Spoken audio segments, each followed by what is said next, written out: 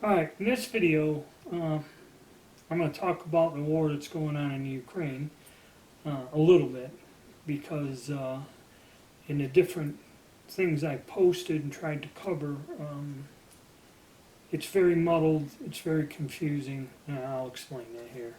But first, I would like to thank everyone who sent well wishes, prayers, and that and everything for my wife's family and my in-laws and that they live over there. I'd like to thank you all for your comments and that.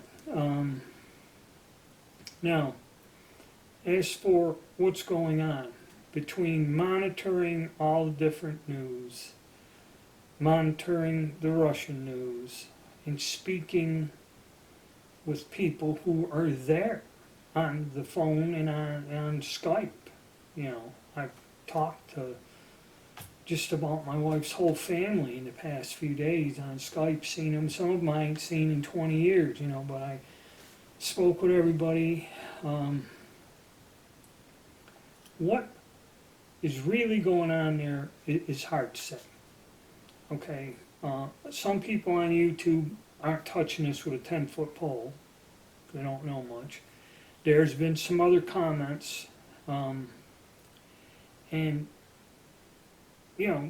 people have pretty valid ideas and reasons, and a lot of them are not clear cut.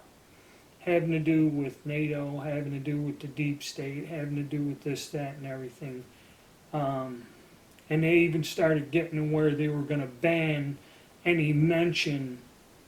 If I started saying, well, I seen this on the Russian news or something, they were going to do something where this was all going to be banned, just like we know our other reasons.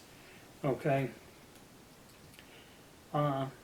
So basically for now, the family's mostly safe because what it is, they don't live near any type of area that is in, next to a military base or a nuclear power plant or a huge manufacturing area or anything. And so actually, plus they're trapped, they can't move, so they're kind of stuck there. So, but for now, everybody's safe, and they're not worried, because when we spoke with them just the other day, we asked them, are you worried? Are you going to try to leave? And they all said no. Okay, so that's that. But as for what's going on and what's really going on, or who's telling the truth, I guess a friend of mine said, when we were discussing this, he goes, you got to know, just like with every war, the first casualty of war is the truth. And what is going on there really can't say, and I'm not going to comment on it, okay, because I give up. Because you hear so many different things, and then again, one relative called another in this town that was supposed to be destroyed, and he says there's some buildings that were burnt down, but I go to work every day and go across town and there's nothing there, nobody there, no Ukrainian forces, no Russian forces, no nothing. So, can't say one way or the other. But it looks like everybody probably will get through this unscathed, at least most of the relatives. What I think we're all missing is there's several things, and this is where this is all going to hurt us here in the U.S. And, for years, the theories of what's happening, the Great Reset was one of them, this health issue thing, okay, which if you look at the Great Reset, it shows how all of this is part of a plan, okay, to restructure the world economy. Now, one theory, after looking at this and hearing every possible theory that there is, okay, is I believe this may all be pre-thought out, orchestrated in like some big theatrical play of them invading Ukraine and doing this, is kind of falling into the hands of the deep state and pushing forth these issues. And this is where we here in the United States best wake up Stop screwing around and cheering like at a football game with this and realize what the hell is going on. Okay? I don't know if any of you has gone to put gas in your vehicle here in the last day or two, but gasoline has gone up 50 cents almost. I guess some guys in California were telling me it's $5 a gallon out there. Some of the old vets that stayed around San Diego in that area, they're paying $5 a gallon. We're close here to $4, it's $3.85 or $3.89, and I mean it's going up 20 cents every other day or something. Okay, food. Now another thing, everybody, oh, the Russians are bad, the Russians are evil.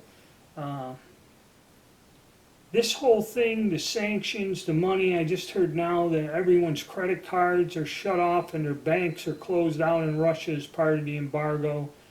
That anyone who has a bank account in Russia can't use their credit or debit cards anymore. Okay. Now, you see, we're missing the whole picture here.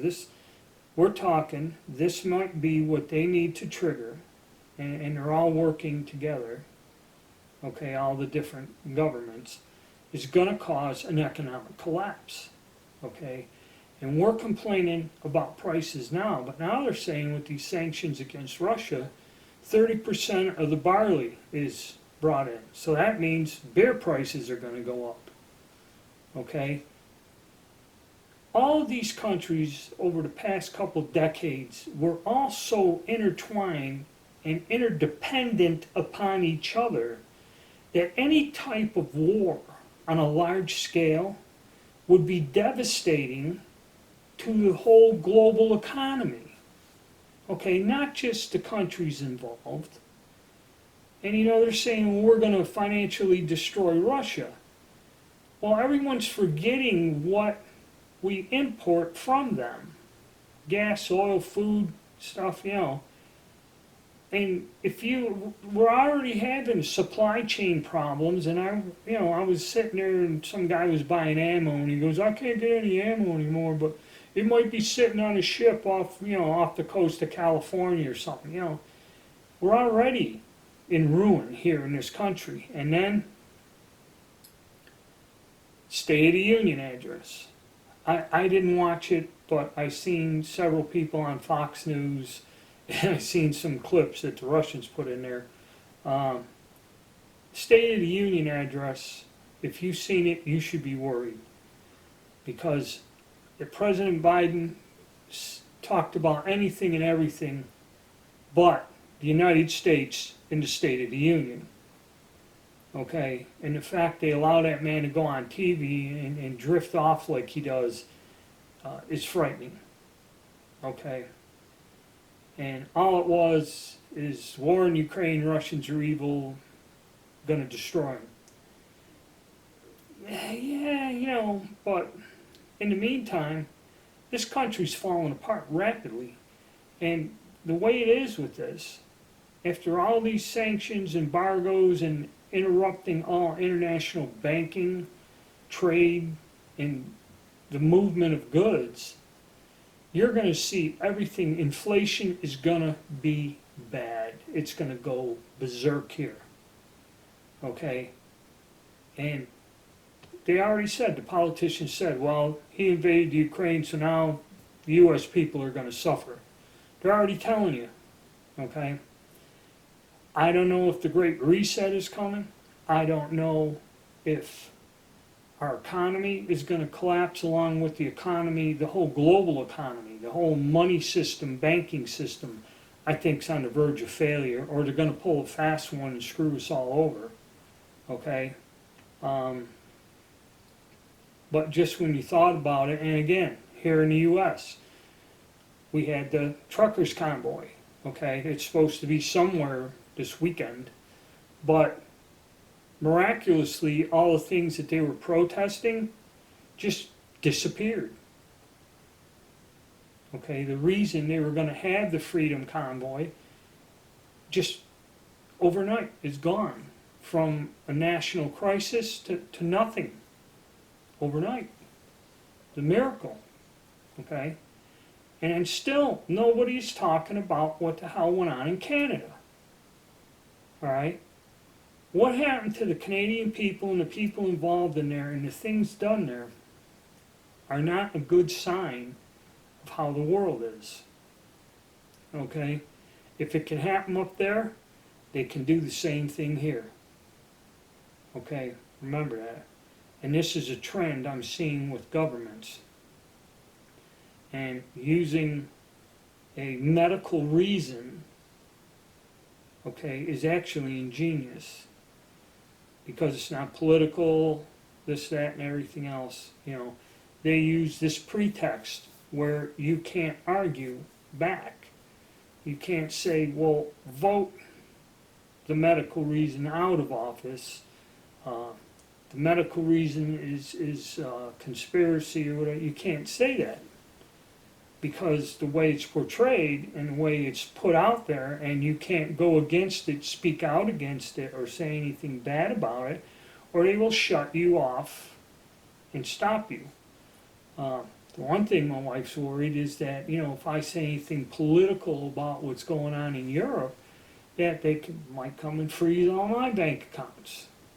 You know, they already told me, you know, if I go and speak about forbidden things, I'm done. My channel's gone. Okay? So, you know, fortunately, none of it's been, well, none of the things I'm talking about now are on the list. But see, the weird thing is, say next week they do say that if you mention the war in Europe and all this other stuff and everything else, this is content that's banned. They could come back, find these videos, give me more strikes, and I can be done. Okay, that's a risk we take, but I'm not going to put up with it. Okay, I'm getting fed up. A lot of people are getting fed up with it, and it's time we really pay attention to what's going on, and not act like you know, just, I call it war fever. Everyone's yelling, screaming, nationalism. Everybody hates the Russians because, yeah, they don't really have a very good track record with human rights and, you know, things like that. But, you know, I don't know. So anyway, guys, that's the way it looks. I doubt I'll say much more on the war in Ukraine until it's all said and done with. But I think what we really should be looking at is our own government, and we should be preparing for some really bad times with our economy and the way our country is run, the United States. I think all of us should be, you know, preoccupied with that. There's really not much we can do to help the people in Europe, okay? In a very short order here, we're going to be worrying about ourselves. So bear that in mind, guys. All right, thank you.